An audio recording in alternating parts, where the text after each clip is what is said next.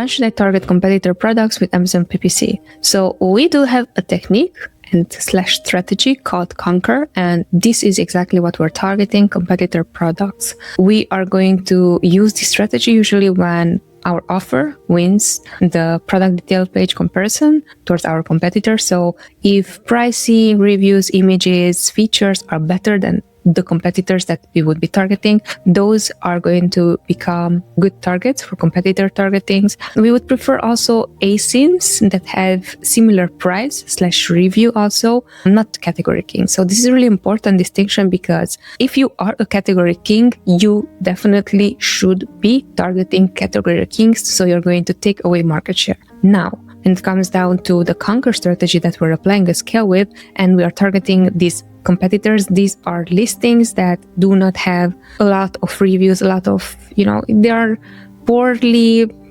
you can piggyback on them basically, right? So either they're poorly designed or the images are not that well suggesting whatever the product is for, or there's no A+ content and so on. So we are piggybacking on someone else who did not pay attention to it. And really important when it comes down to this, also we would start with a campaign budget that is a small budget. Reason for that is because we don't know how these campaigns are going to perform. So once that we are going to start the campaign, we're going to judge afterwards based on how well did it converted, and then also on the ACoS, not really impressions, but impressions are also a really good metric for you to see, should you be targeting those product detail pages or those ASINs first place. And here, this is a caveat, and I'm so happy that you asked this question, because it's interesting. Whenever we first created this type of campaigns and this strategy in ScaleWave, and we applied to our brands, and we had a junior Amazon ads manager who was applying this technique, and it was like, okay, what is going on? Why do we don't even get impressions for those competitors that, yes, the checkbox was there. So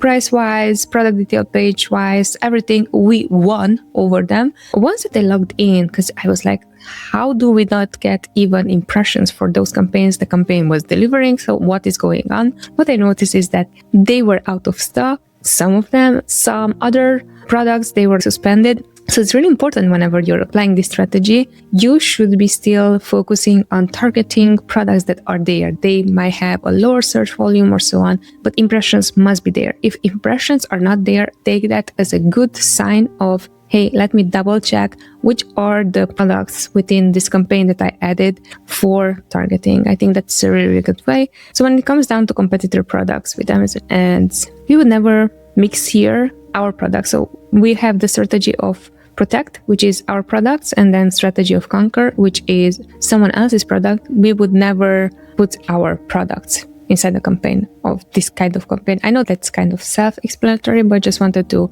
give you as a heads up. Sometimes what we are seeing is when we're auditing ad accounts is that whoever managed the account, they might be mixing them. Again, I'm not sure if it was on purpose or not. That is something that also I saw happening. So just letting you know.